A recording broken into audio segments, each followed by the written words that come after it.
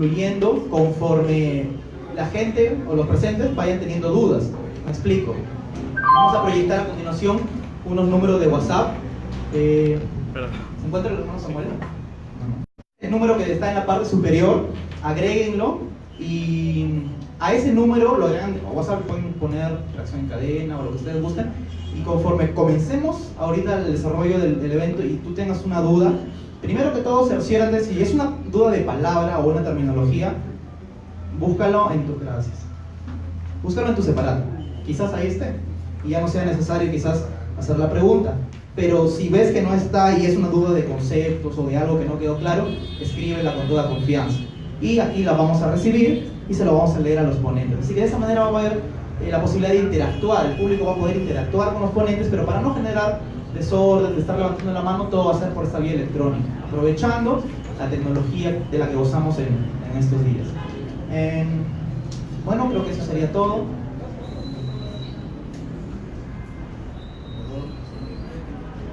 Sí, genial.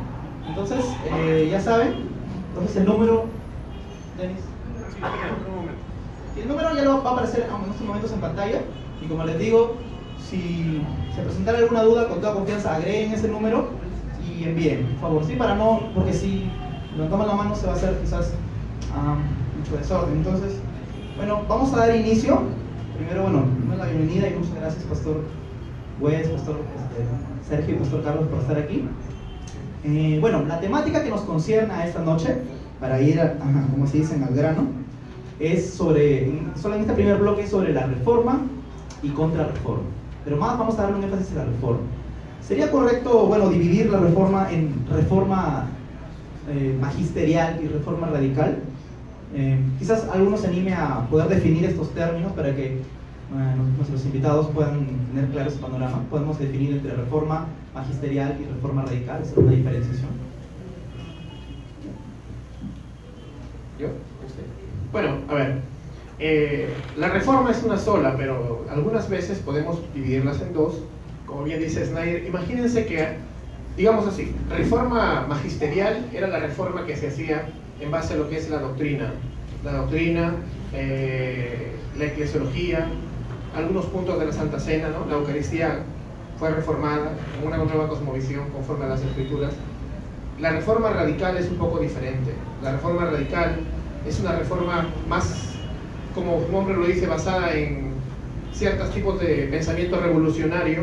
De ahí surgieron, por ejemplo, movimientos que de repente les van a parecer conocidos los nombres, como los anabaptistas, no son los bautistas, los anabaptistas, movimientos que en algunos casos tuvieron buenas intenciones y buena doctrina, y en otros casos terminaron desviándose incluso a doctrinas muy peligrosas, ¿no?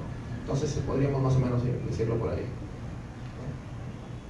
¿Pastor coincide con esa? Tal vez para agregar un poco más de lo que decía el Pastor Carlos, cuando hablamos de magisterial, viene de la palabra en latín magister, que se refería a las autoridades civiles. Entonces, cuando queremos distinguir entre la reforma magisterial y la reforma radical, mayormente eso de magisterial tenía que ver con los lugares como en Alemania, como en Suiza, Inglaterra, Escocia, bueno, un poquitito en Francia por momentitos nomás, y un poco en Holanda, Suecia, pero era reforma aprobada por las autoridades civiles. Ellos se opusieron al emperador del Sacro Imperio Romano y también se opusieron al Papa. Entonces pusieron esta resistencia y ellos protegieron a los reformadores. Por ejemplo, Lutero, él tenía la protección de Federico, su príncipe. Igual en las diferentes ciudades en Suiza, ellos organizaron el gobierno civil. Ahí el gobierno civil era quien protegía a los reformadores. Si no hubiera tenido esta protección, seguramente les habría cortado la cabeza muy rápido. Pero los de la reforma radical, como no tenían la protección del Estado civil o las autoridades civiles, ellos muchas veces sufrieron. En la mayoría de los casos, ellos se encontraron fuera de la protección de las autoridades civiles, porque ellos adoptaron creencias y prácticas un poco más radical, y es por eso que a veces se llaman los radicales o la reforma radical. Aunque no estoy seguro que es la mejor palabra, pero eso es la idea, que al adoptar prácticas y creencias fuera de o mucho más lejos de lo que se consideraba aceptable por las autoridades, entonces ellos abandonaron la protección de estas autoridades. Gracias, pastor. Entonces, podríamos básicamente definir, por ejemplo, en lo que es reforma radical, porque tienen el apoyo de una autoridad. Lutero lo protegían los príncipes luteranos, la misma reforma en Inglaterra tenía por cabeza al rey, ¿no? Calvino, Zwingli, el Consejo de Ginebra, el Consejo de Zurich. Entonces, una autoridad te estaba protegiendo, mientras que la reforma radical prácticamente podríamos considerarla clandestina, ¿verdad? Entonces, ahora, haciendo esa diferenciación, vamos a, digamos, eso va a ser el marco de esta primera ronda, en la cual vamos a hacer una comparación entre la teología, entre puntos teológicos específicos de estas dos ramas. Entonces, por ejemplo, el primer punto, que bueno, teníamos programado, era poder hablar de eclesiología. En esos tiempos, realmente, yo creo que es muy importante y demasiado necesario para incluso los jóvenes, personas de las diferentes congregaciones, que conozcamos de eclesiología. Lamentablemente, yo creo que por causa de desconocimiento de esta rama de la teología es que existen pensamientos como, por ejemplo, yo puedo estar en mi casa y ahí leo la Biblia y congrego yo mismo y no necesito pertenecer a una iglesia local. Yo creo que es por el desconocimiento. Eso no creo que ocurría en esos tiempos de la Reforma, porque tenían una eclesiología clara. Pero me gustaría que hagamos, digamos, un punto comparativo primero, porque la eclesiología obviamente tiene varias cosas que abordar, ¿no? Sacramentos, gobierno de la iglesia. Me gustaría, va a ser interesante abrir esto con, digamos, el tipo de gobierno de la iglesia que propusieron o sostuvieron los principales reformadores y por qué se da esto, ¿no? Por ejemplo, vamos a ver la eclesiología de Lutero comparada con la de Calvino. No sé, por ejemplo, pastor Sergio, ¿qué nos podría decir al respecto? Bueno, qué bueno que podamos. ¿Me escucha? Pastor Sergio. Hola. Bien. Bueno, qué bueno que empecemos por qué la historia. ¿Qué valor tiene de pasarnos este tiempo ahorita remontándonos a filos del pasado? Precisamente para no repetir los mismos errores. La fe cristiana es una fe histórica. Eso es algo muy importante que creo que hoy estamos rescatando, ¿no? Entonces, para no sentirnos como Cristóbal Colón que estamos descubriendo la América, muchas de las cosas que hoy, errores que se cometen con buenas intenciones, es precisamente por desconocer cosas que ya los antiguos habían pensado y algunos quieren ignorar, e incluso tienen una actitud bastante negativa sobre la historia. Yo creo que esto es algo importante que estamos haciendo aquí, el valor de la historia. Entonces, dicho esto, creo que los reformadores, no es que recién comenzó la reforma en el siglo XVI, porque ya habían pre-reformadores anteriores que ya los quemaron a varios de ellos, ¿no? Ese es el trabajo. O sea, estuvieron pensando. El caso Lutero fue un caso muy particular en la providencia de Dios, ahí está el tema de la providencia de Dios. Él cae en un momento muy preciso y él nunca pensó salir de la iglesia romana, lo echaron después, ¿no? Entonces, claro, él va a tener que reformular y repensar a la luz de las Sagradas Escrituras sobre la doctrina de la iglesia, lo que es la eclesiología. Ahora, ahí hay varios asuntos muy particulares, incluso de los sacramentos, el gobierno de la iglesia, y que vamos a tratar ahorita más adelante, ¿no? Pero eso es en general. A ver, yo podría también decirles algo, ¿no? Lo que hizo Martín Lutero tal vez es rechazar esa idea, ¿no?, de una iglesia infalible y de un sacerdocio especial de parte de solo un clero, y traer lo que la Biblia nos enseña acerca del sacerdocio de los creyentes, ¿no? Que no necesitamos de una institución gigante para que interceda por nosotros delante de Dios, ¿no? Lo que él encontró con la palabra de Dios cuando este versículo tan poderoso que cambió su vida, ¿no? El justo por la fe vivirá, y que, como él dice, le abrió las ventanas de los cielos. Es eso, encontró la verdadera idea de una iglesia local, de una iglesia verdadera, que era el sacerdocio de los creyentes. Eso sí, dejar en claro, Lutero no está creyendo, ni tampoco Lutero te enseña, ni tampoco la Biblia te enseña, de que tú puedes ser cristiano a tu manera, ¿no? Bueno, como Lutero dijo que cada uno de nosotros es un sacerdote delante de Dios, yo puedo simplemente no congregar, no ser parte del cuerpo, para nada. Lutero creía en algo que luego se ha ido desarrollando después, que es que la iglesia es visible, pero también es invisible. La iglesia visible es la iglesia tal como la vemos nosotros, pero no necesita estar sometida a un papa o a concilios, sino que tiene que tener un gobierno ordenado conforme a las Escrituras. Y la iglesia invisible es la iglesia tal como Dios la ve, ¿no? Su cuerpo místico, su cuerpo espiritual, en el cual están insertados todos los creyentes. Entonces Lutero como que trajo toda una revolución para ese tiempo, donde la Iglesia Católica nos enseñaba que tú tenías que depender de ellos. Sin la iglesia estabas muerto, fuera de la iglesia estabas muerto. Sacaban de contexto a hermanos del pasado que enseñaban que fuera de la iglesia no había salvación, pero no porque fuera de la institución no lo hubiera, sino que fuera de Cristo, cuyo cuerpo es la iglesia, no hay salvación. Ningún cristiano ha creído nunca que puede ser salvo aparte de Cristo, ¿verdad? No hay salvación fuera de Cristo, pero fuera de la institución romana es diferente, ¿ves?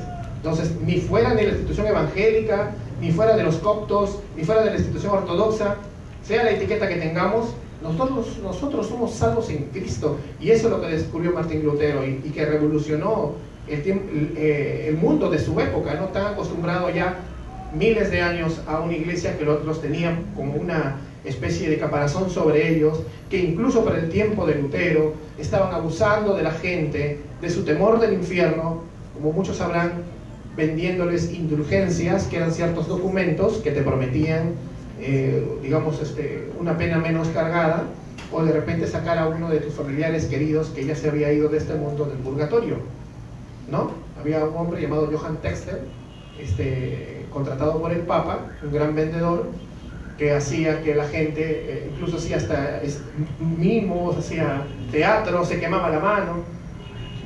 Era un vendedor, un charlatán, pero la gente le creía. ¿Por qué? Porque tenía una necesidad, y como buen vendedor sabe que tú tienes que vender una necesidad y esto que la gente te va a comprar. Pero lamentablemente lo que estaba haciendo era ir en contra de lo que dice la palabra de Dios. Lutero lo que hizo fue traer una revolución, y entonces la iglesia cambia totalmente. De ser una iglesia, digamos, con una cabeza visible humana, entendemos que Cristo es la cabeza de la iglesia, ¿no?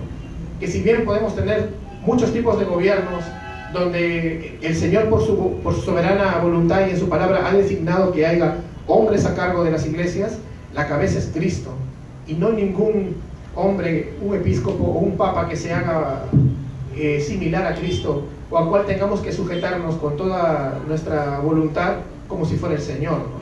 Bueno, eso es lo que podría decir. De repente el pastor West nos puede ampliar. Quizás, pastor, si nos puede hablar sobre el episcopalismo de Lutero, qué tan diferente era del católico. Ya, en el siglo XVI, es decir, el primer siglo de la Reforma, se empezó un debate ahí. Se inició entre los luteranos y los calvinistas, o más los reformados, más de Suiza, un poco de Inglaterra y Francia. Este debate era sobre la distinción entre la eclesiología o el sistema eclesiástico iure divino o iure humano. Iure divino significa según la ley de Dios. Iure humano es según la ley del hombre. Y los de la Reforma Luterana más tenían la idea de que en la Biblia no hay prescripción del gobierno de la iglesia. Podemos ver tal vez una forma en una ciudad, tal vez otra forma de organizar la iglesia en otra ciudad, decían los luteranos. Entonces es más según la conveniencia de los seres humanos para organizar la iglesia en la mejor manera que ellos pueden para su tiempo y su contexto. Eso era la perspectiva de los luteranos. Y ellos mayormente se sometieron a las autoridades civiles, y muchas veces las autoridades civiles llegaron a ser casi como un nuevo papa. Es decir, a veces las autoridades civiles en las tierras luteranas les obligaron a aceptar a un pastor o otro, no importa qué piensa la Grey. Pero en la Reforma Suiza y en Francia y en Holanda, Inglaterra, Escocia, se optó más por la teoría del jus divino o iure divino.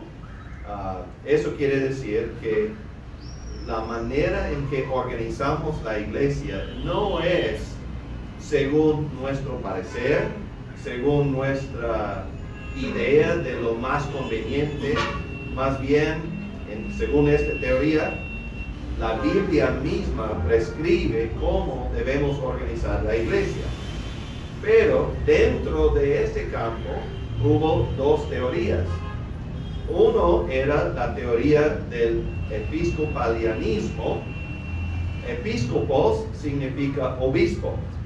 Entonces, esta teoría del gobierno de la iglesia dice que en cada provincia, digamos, cada ciudad, debe haber un pastor principal de toda la ciudad. Él sería el obispo, el episcopos. Y él está en la catedral de la ciudad. Tal vez alguien sabe qué significa o de dónde viene esta palabra catedral. ¿Alguien sabe? Bueno, viene de la palabra cátedra. ¿Ahora entienden? ¿Ahora tienen una idea? ¿Quién es el catedrático en una universidad? Es el profesor principal de una facultad. Él es el catedrático. Es decir, él es la persona que ocupa la cátedra.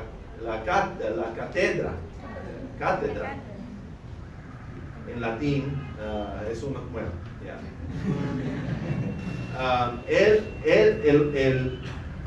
En la universidad el profesor ocupa la silla desde que se enseña.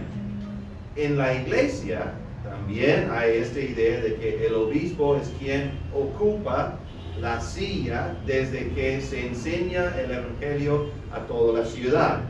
Entonces, ese gobierno episcopaliano tiene su obispo como el pastor principal de toda la ciudad.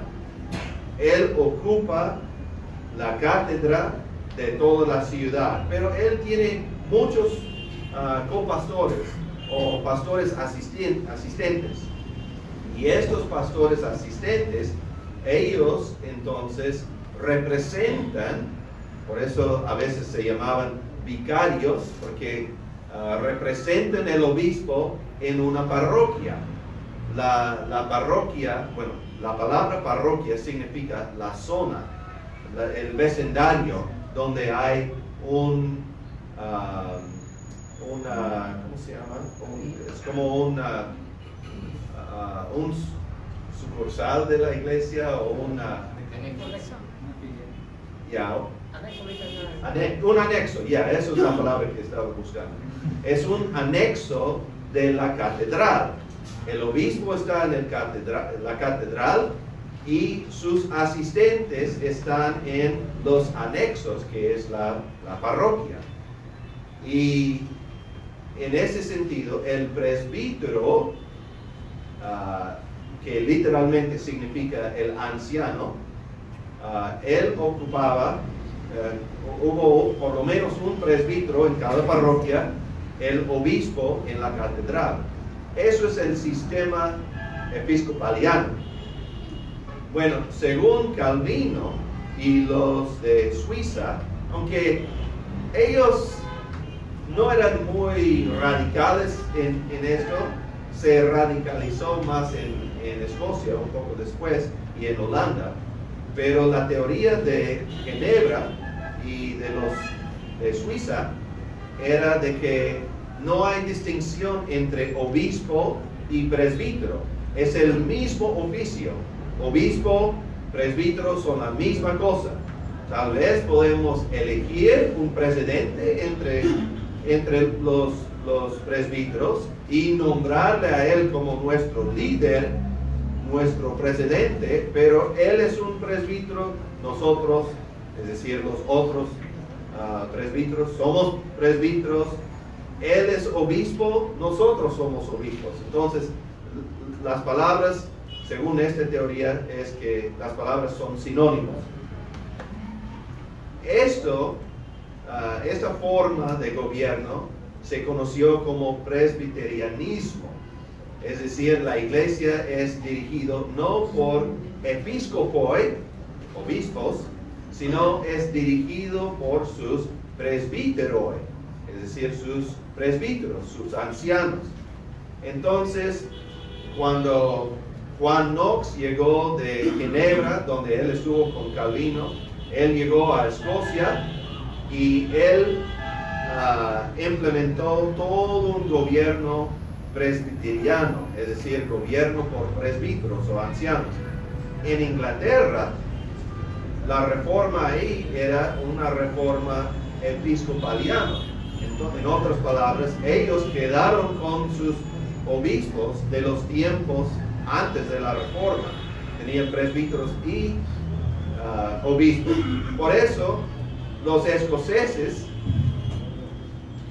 señalaron a los ingleses diciendo episcopalianos. Y los ingleses dijeron los presbiterianos.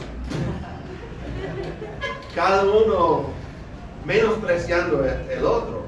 Pero como Inglaterra era más grande, más poderoso, entonces los ingleses muchas veces llegaron a Escocia y daban duro a los escoceses, trataron de insistir que deben tener obispos también.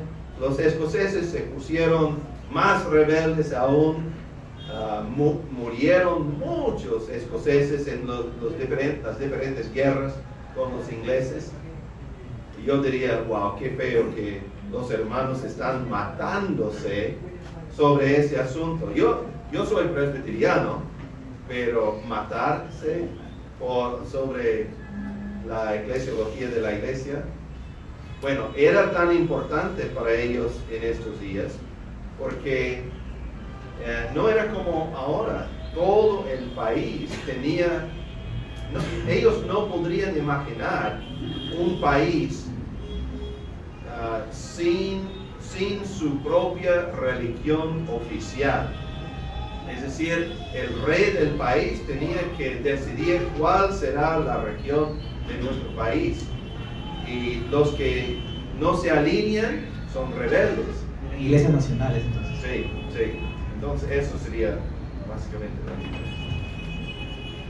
Muy interesante. Y entonces ahora, teniendo ya claro que en la reforma magisterial hay estos dos modelos, episcopaliano y presbiteriano, ahora vamos a compararlo con la eclesiología básicamente de los anabaptistas. El pastor Sergio, que es un experto. Hubo otro más que surgió más en el siglo XVII, sí. El congregacionalismo, pero eso era de la reforma. Sí. Entonces, en la reforma vamos a hablar de eso. Pastor Sergio, ¿qué nos podría decir sobre la eclesiología anabaptista? ¿Existen todavía esos modelos en la actualidad? Bueno, antes de seguir, que estoy disfrutando estar sentado en la cátedra, en la silla de la cátedra, y qué bueno tener al rector aquí, pues, haciéndonos estas importantes aclaraciones, ¿no? Yo creo que ya todos comprendieron eso, ¿no? Todo está claro. Bueno, aquí me toca lo más fácil, pues. Me decía sobre... Sí, sobre la eclesiología de los anabaptistas. Bueno, ellos, llamados radicales, una de las cosas es la separación de la iglesia y del Estado. La iglesia es una cosa, el Estado es otra cosa. Cada quien tiene su función.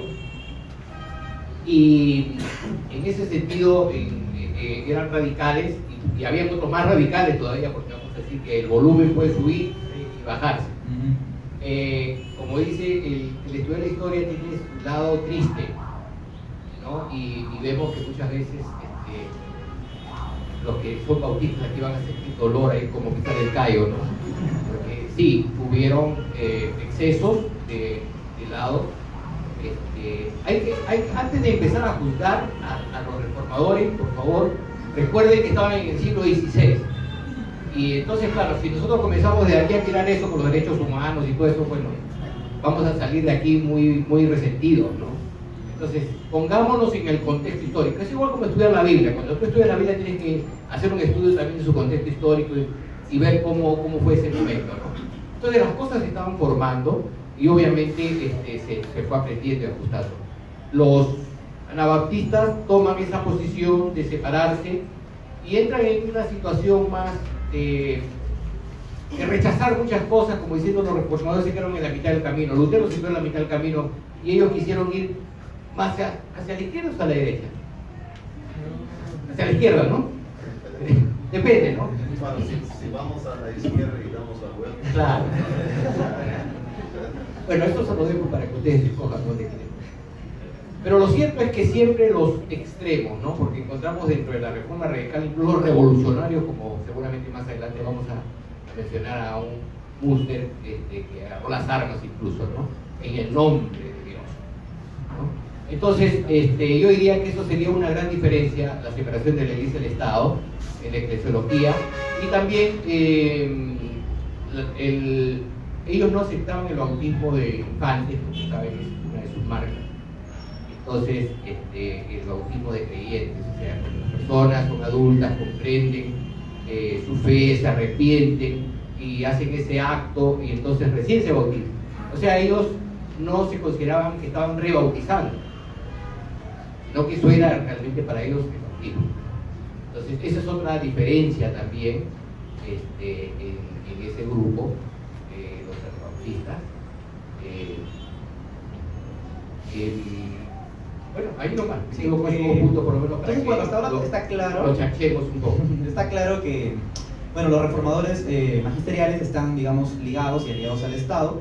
Los radicales se separan, ¿no? Quieren que, digamos, los gobernantes no tengan ninguna injerencia en lo que es el gobierno de la iglesia. Sin embargo, no queda claro, digamos, cómo era esa organización de esas iglesias anabaptistas, llámese luteritas, menonitas. O sea, ¿cómo era? Básicamente solo había un pastor o había un cuerpo de pastores. Era como un gobierno congregacional, podríamos llamarlo. Eso es lo que no queda claro hasta ahora de esas iglesias anabaptistas. Yo creo que no tenían una perspectiva bien clara porque era diferente de un lugar a otro. A veces era un solo pastor que era casi como rey de la iglesia, pero en otros momentos aceptaron la idea de una pluralidad de presbíteros. Era casi una forma de presbiterianismo, pero independiente.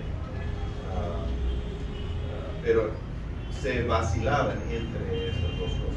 Interesante, entonces prácticamente repetían el modelo episcopaliano, presbiteriano, pero separado del Estado. Algunos, sí. Interesante, y para finalizar ya el punto de la eclesiología y pasar a otro, vamos a ver el tema, digamos, en lo que es el sacramento de la Santa Cena. Tenemos entendido que eso fue, digamos, el punto de división del luteranismo y de la corriente reformada, ¿verdad? Bueno, la pregunta básicamente era, ¿qué información tenemos respecto a cómo es que, digamos, la parte de Suiza, Bucer, Zwingli, Rolapadi, llegan a esa conclusión, digamos, zwingliana, de que la Santa Cena simplemente es un memorial, mientras que, bueno, Lutero, ¿no? estaban a favor de la consustanciación. ¿Será que Lutero le daba, no sé, temor alejarse mucho de lo que había aprendido de Roma? ¿O realmente estaba convencido de eso? ¿Lo había aprendido en la Biblia? ¿Qué podemos decir respecto a esas posiciones en lo que es la Santa Cena? Tanto de, digamos, de los luteranos y los reformados.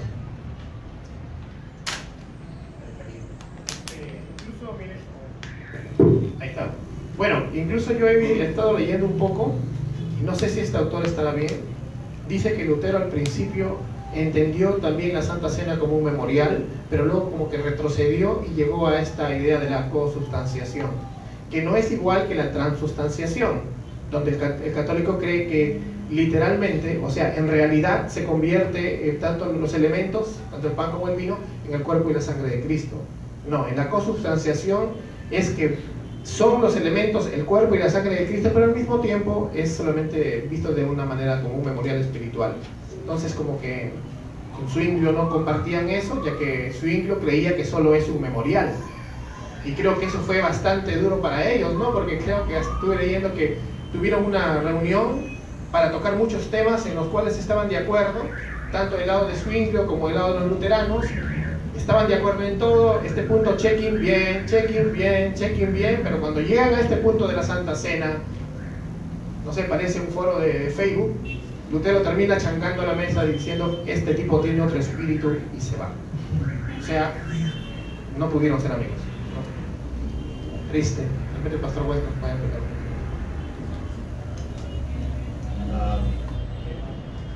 Habían entre los reformadores magistrales había básicamente tres perspectivas. Uno era la perspectiva de Lutero o los luteranos, aunque ellos vacilaban un poco después de Lutero entre lo que era una perspectiva más reformada y lo que era netamente luterana. Pero la perspectiva luterana, como mencionó Pastor Carlos, era una perspectiva que ahora se conoce como consubstanciación. Eso quiere decir que la sustancia de Cristo, la sustancia de su cuerpo y su sangre está presente, tal vez en una forma física, dentro de los elementos de pan y vino. El pan no desaparece, el vino no desaparece, pero la sustancia de la sangre está en el vino, la sustancia del cuerpo de Cristo está en el pan. Eso es la perspectiva de ellos. Eso es para distinguir un poco de la transubstanciación, que era la perspectiva romana desde el Concilio Laterano en el siglo X y en el siglo XIII, que definió que toda la sustancia del pan, 100% de la sustancia del pan, se convierte en el cuerpo de Cristo. Tienen los accedentes, es la palabra en latín, los accedentes, es decir, las propiedades no esenciales de pan, pero la sustancia es de Cristo. Toda la sustancia, 100% de la sustancia supuestamente era del cuerpo de Cristo. Igual en el vino, parece vino, pero eso solamente porque las circunstancias o los accedentes del elemento queda igual, pero su sustancia supuestamente era la sangre de Cristo. Los luteranos entonces dijeron, no es que desaparece la sustancia de pan o la sustancia de vino, es que es casi como están mezclados. O la frase que usaron era dentro, alrededor y por debajo de la sustancia del pan está la sustancia del cuerpo de Cristo. Eso era la perspectiva de Lutero. Zwingli y los reformadores en Suiza, en Zúrich, ellos optaron por una perspectiva que la cena no tenía nada de la sustancia de Cristo, era solamente un símbolo o una señal que nos hace recordar a nosotros lo que Cristo ha hecho Y así cuando vemos el pan, nosotros pensamos en el cuerpo de Cristo. Al ver y probar el vino, nosotros pensamos en la sangre de Cristo. Y esto ocasiona una experiencia espiritual en nosotros, pero no hay nada de la sustancia de Cristo en estos elementos. Ahora, la tercera perspectiva de Calvino era distinto de los dos, tanto de Lutero como también de Zwingli. Calvino dijo que en un sentido la sustancia de Cristo sí está presente, pero no está presente en forma física, no está presente en un cambio de sustancia. Está presente no porque, como dicen los luteranos y la romana, no es que Cristo baja del cielo y se presenta en el altar. No es así, más bien nosotros subimos espiritualmente al cielo. Levantemos nuestro corazón al Señor.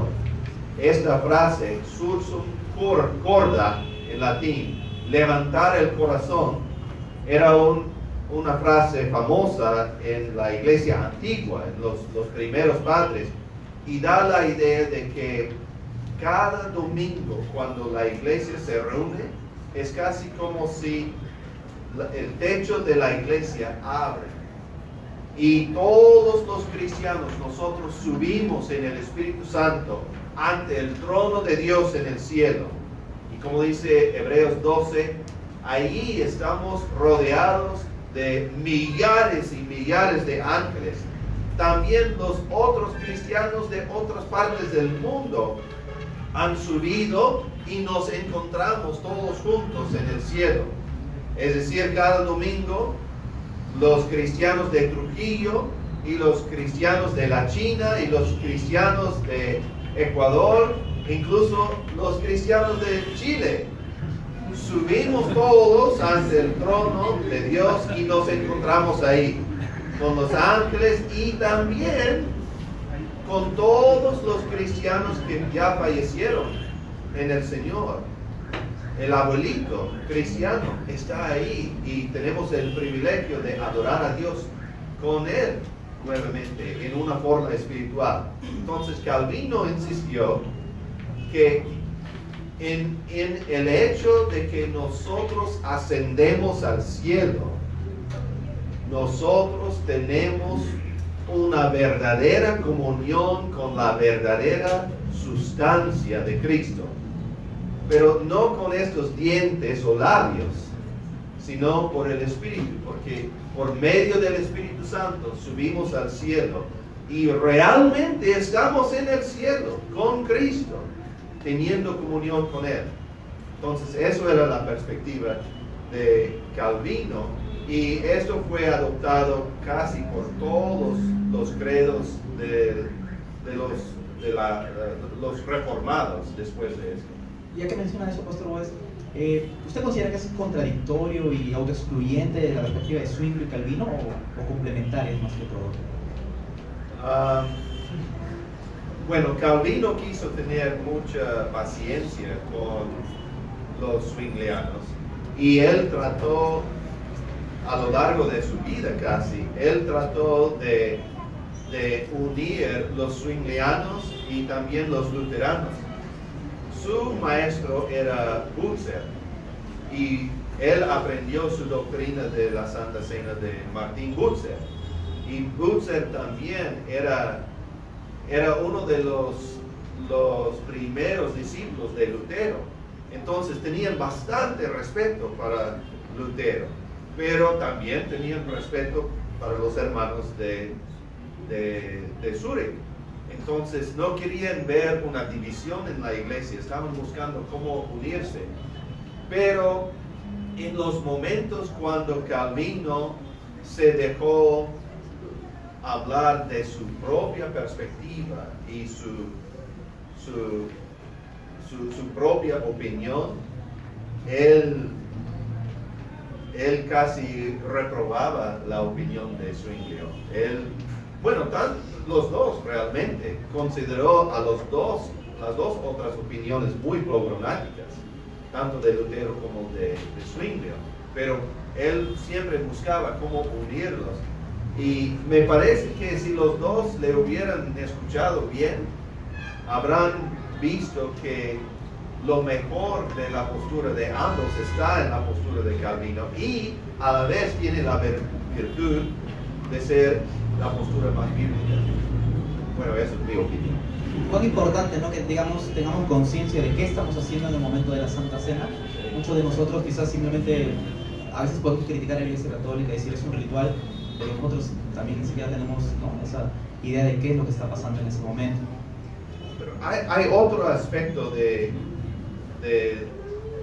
la doctrina de Calvino que es importante. Eso es algo que él empezó a hablar de esto solamente muy tarde en su carrera, pero él insistió también que la idea del memorial en la Biblia, memorial es una palabra en la Biblia que tiene que ver con el pacto entre Dios y los hombres. Y el memorial en el contexto del pacto no es principalmente algo para recordarnos a nosotros lo que Cristo ha hecho. Más bien es algo para recordar a Dios lo que Él ha prometido. Y da varios ejemplos, como el ejemplo del arco iris. Si leemos la historia del diluvio y el arco iris, Dios dice, estoy poniendo en la nube el arco, mi arco, y yo siempre lo leía cuando yo era más joven, lo leía como si dijera, pongo mi arco en la nube para que tú puedas recordar mi promesa. Pero no lo dice así. Dios dice, estoy poniendo mi arco en la nube para que cuando yo hago pasar una nube sobre la tierra, yo voy a ver el arco iris y yo voy a recordar mis promesas a ustedes. Es decir, el arco iris era el memorial del pacto y tenía esta función, no solo de hacer recordar a Noé o a nosotros de la promesa de Dios, sino hacer recordar a Dios de su promesa. Y hay muchos otros ejemplos de esto. Por ejemplo, la sangre en la Pascua. Estando ahí la sangre, el ángel de Jehová pasa por ahí, ve la sangre y pasa por encima de la casa. Porque eso es el memorial de la promesa de Dios. En este sentido, la Santa Cena es más como una oración dramatizada. Cuando nosotros tomamos el pan y el vino y estamos tomando esto como un memorial de Cristo, de lo que Él ha hecho por nosotros, y básicamente estamos diciendo, Padre, no te olvides de lo que tu Hijo ha hecho por nosotros. No te olvides de tus promesas. En el Salmo 2, por ejemplo, el Padre dice a su Hijo, dice, mi Hijo eres tú, yo te engendré hoy, pídame y te daré las naciones como tu herencia. Lo que el Padre promete a su Hijo, él dice básicamente, si me eres fiel, si vas a salvar a mi pueblo, morir en la cruz, ser fiel a mi encargo que te doy, entonces yo te daré todas las naciones como tu herencia. Entonces, cada vez que nosotros tomamos el pan y el vino, estamos diciendo a Dios, al Padre, mira, Padre, las señales de la fidelidad de tu Hijo. Mira la señal del sacrificio de Cristo en la cruz. Estas son las pruebas de que Cristo, tu Hijo, te obedeció. Y por lo tanto, te estamos recordando de tu promesa para que tú le des todas las naciones como su herencia. En este sentido, yo diría que la Santa Cena es la oración más poderosa que hay de la misión de la iglesia. Si queremos que el evangelio se extiende a los confines de la tierra, entonces debemos participar en fe en la Santa Cena. Muy importante. Solamente quería, tan rico es esto, ¿verdad? Sí, el tema de la liturgia, que muy bien la ha presentado el pastor. Estaba recordando mientras mencionabas el Salmo 74, hay un texto literal que dice: mira al pacto, porque los lugares tenebrosos de la tierra están llenos de habitaciones de violencia. Levántate, Dios, aboga tu causa. Acuerdo. El hecho de que es una señal para recordar a Dios. Pero qué interesante. Pero también hay un elemento en el aspecto de los anabaptistas cuando hablan del memorial también de recordar, pero también no solamente como algo de un recuerdo intelectual, sino con una carga profundamente espiritual y emocional. O sea, no excluye el aspecto espiritual, no solamente un asunto de voy a recordar como mi papá que murió, tengo una fecha, ¿no? Etcétera, sino era eso y más. Claro. Amén, pastor. Ahora vamos a, rapidito, porque ya solo nos quedan 2 puntos, que son, bueno, un tema que a veces es un poco ardiente, que entre, digamos, la iglesia evangélica no se toca, y queremos llegar al meollo de decir por qué no se toca. Es el punto de la mariología. Queremos rápidamente, nomás de una manera breve, conocer cuál era la mariología de los reformadores, porque hay la idea, ¿no? Hay, digamos, el mito de que los reformadores como que de una sola ya se volvieron como unos evangélicos actualmente, se vuelven totalmente antimarianos o anticatólicos, ¿no? Que en parte lo eran, pero digamos, ¿cómo fue ese desarrollo, digamos, porque todos ellos nacieron católicos romanos? ¿Cómo fue ese desarrollo, digamos, de su mariología? ¿Qué dogmas creían? ¿Cuáles negaban? Eso sería interesante, digamos, para tener una idea, digamos, de esa transición que ha llegado hasta nosotros. Pastor Sergio, quizás usted estaba leyendo sobre mariología. Bueno, sí, estuve leyendo, y interesante porque hay que leer, como la historia es hermenéutica, y depende del historiador, desde qué punto de vista puede mirar las cosas.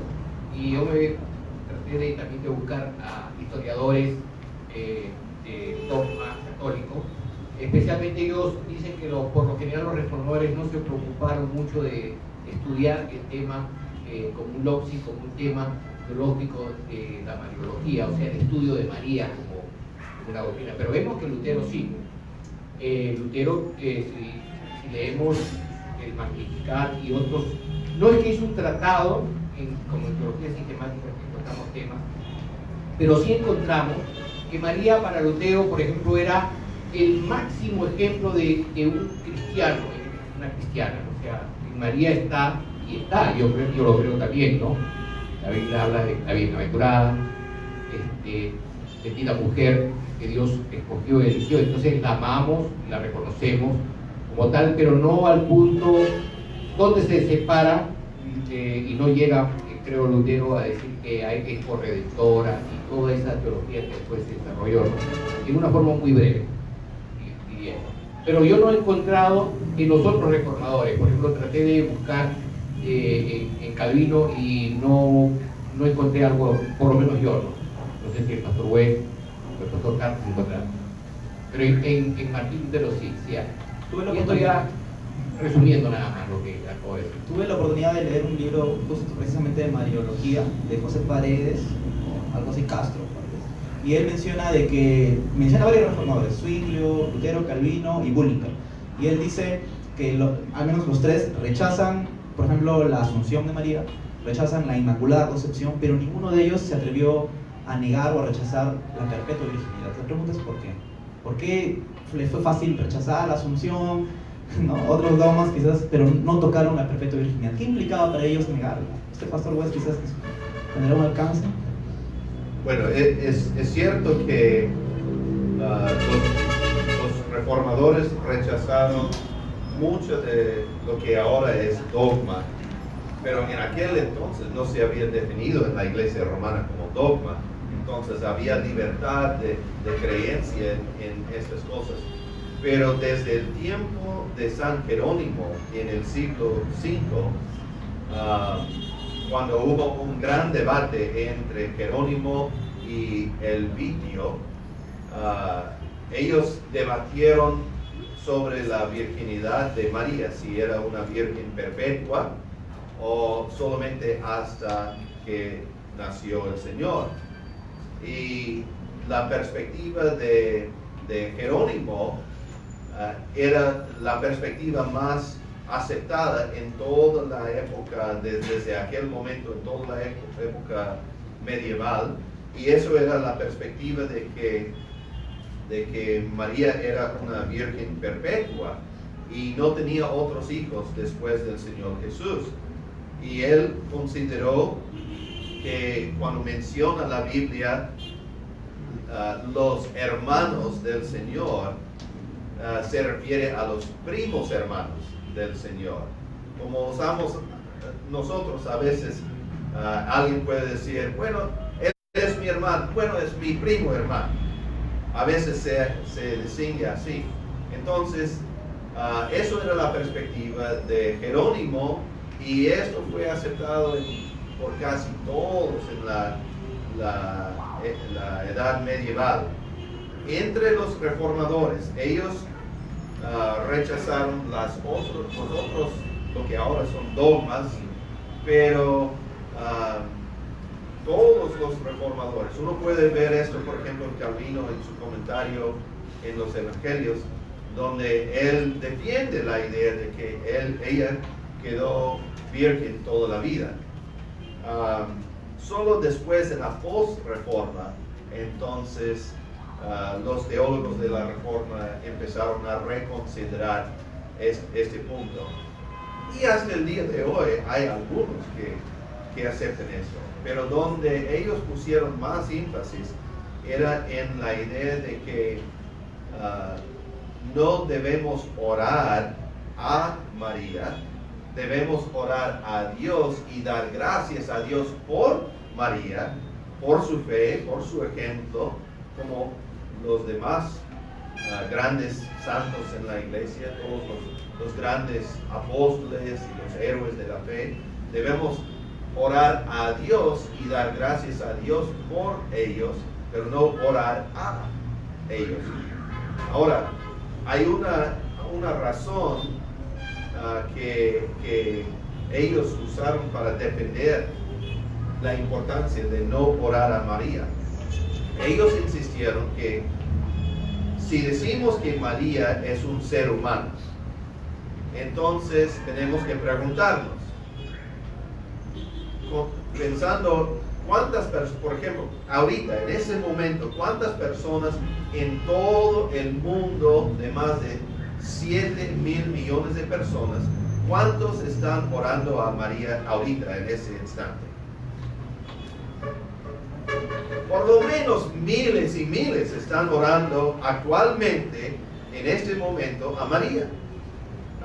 Solo en la ciudad de Trujillo, me imagino que habrán cientos y cientos en ese instante. Ahora la pregunta de los reformadores es, ¿puede un ser humano, ojo, puede un ser humano escuchar cientos de miles de oraciones en el mismo instante y responder a estas oraciones? Decir que sí sería atribuir a María atributos no humanos, sino atributos divinos. Y es por eso que orar a los santos, pedir la intercesión de los santos, es una forma de idolatría, porque implícitamente está atribuyendo al santo atributos divinos. Y por eso ellos rechazaron claramente esto, aunque los aceptaron. Buen razonamiento de los reformadores, ¿no? Y también al respecto, en el dogma católico, por ejemplo, hay 3 formas de orar. Una de ellas es hiperdulía, dulía y latría. Y entonces cuando se ora a María, tú tienes que pensar por cuál de esos conceptos vas a orar. Eso es hiperdulía. Dulía para los santos romanos y latría para Dios. que recuerden, quieren Ese es orar. un buen argumento que podríamos usar, digamos, en nuestra apologética cuando conversamos obviamente pacíficamente con un católico, ¿no? Quizás a veces no tenemos, somos muy bruscos de decir, no, ya, eso es idolatría, pero no nos tomamos el tiempo de la paciencia de hacerle pensar y decirle, pero mira, estas que le rezas tú, estas que le rezan otros, si es humana, como responder. O sea, esos ejemplos de los reformadores nos sirven muchos a nosotros. Y pastor, ¿sabe? ¿Tenemos el dato o existe la forma de saber quiénes fueron los primeros, digamos, evangélicos o protestantes que comenzaron a negar ya la perpetua virginidad? ¿Se sabe? Quizás fueron puritanos o alguien. Buena pregunta, no estoy seguro de esto. Yo sé que los primeros estuvieron en el siglo XVII, en el siguiente siglo. Tal vez hubo uno o dos en el siglo XVI, pero casi todos en el siglo XVI. Más anabaptista sería en este caso. Tal vez, sí. Hay pregunta de la sala. Nos están diciendo una última pregunta. Yo estoy seguro que el pastor Carlos le va a encantar responder esto. Dice, ¿es la doctrina de la Santa Cena una doctrina fundamental? Pastor, quizás. Bueno, habrán escuchado la explicación de nuestro querido pastor West, lo cual nos lleva a entender algo. Primero, que la Santa Cena es un sacramento, es una ordenanza, por tanto es vital. Si una iglesia no ejecuta este sacramento, esta ordenanza, no es una iglesia. Yo sé que acá vemos muchas escuelas evangélicas, algunos practicamos la Santa Cena mensual, otros lo hacen cada 3 meses, otros lo hacen en cada culto, pero recuerden que es un memorial donde le estamos recordando a Dios realmente el sacrificio de Cristo. Como decía el pastor West, es una oración poderosa y sobre todo es una orden de parte de Cristo. Cristo no sugiere la Santa Cena, Él ordena la Santa Cena. Por tanto, la repito, ¿no? O sea, si una iglesia que no está considerando la Santa Cena es porque tal vez le falta aprender mucho en este aspecto y es posible que no sea una iglesia. No digo que no haya salvos, por ejemplo, en algunos movimientos que no ejecutan esta ordenanza, que, por ejemplo, lo voy a mencionar, el Ejército de Salvación. Ellos dicen que no bautizan ni tienen Santa Cena porque para ellos es un rudimento, dicen. Que ya estamos bautizados en Cristo, ¿no? Y por eso no lo realizan. Pero es bueno hacerles reconsiderar su postura, ¿no? Porque lo que están haciendo es una desobediencia al Señor. Entonces, es fundamental, es vital para la vida de la iglesia, ¿no? Eso sería. Muchas gracias. Y bueno, Un comentario. Es interesante que el Señor dijo, haz esto en memoria de mí. Haz. Eso es imperativo. Es un mandato del Señor. Yo diría que las iglesias que no celebran la Santa Cena o el bautismo, ellos están cambiando la fe de Abraham, Isaac, Jacob y el Señor Jesucristo por la fe de Sócrates, Platón y Aristóteles. Son gnósticos y no son cristianos. así es. Bueno, muchas gracias a todos los presentes. Espero que hayan disfrutado realmente de esto. Les contamos que a continuación vamos a tener un breve receso de 10 minutos, quizás para que puedan ir al baño. Les contamos que si tienen hambre, aquí hay un pequeño refrigerio también. Y nos reencontramos en 10 minutos para el siguiente bloque sobre la post-reforma. Así que no se vayan, esperamos que estén en el segundo. Muchas gracias, pastor.